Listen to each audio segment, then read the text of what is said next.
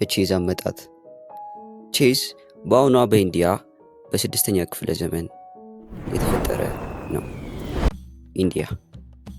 ኢንዲያ የመጀመሪያዊቱ ቼዝን የፈጠረች ናት።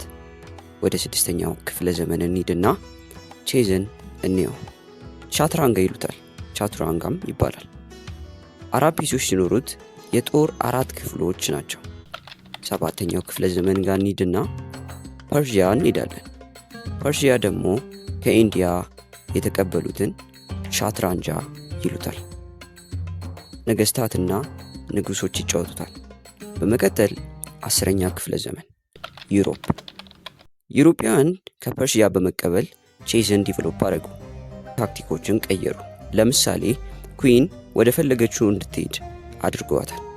እነ ናፖሊየን እና የመሳሰሉ ጀነራሎችም ተጫውተውታል።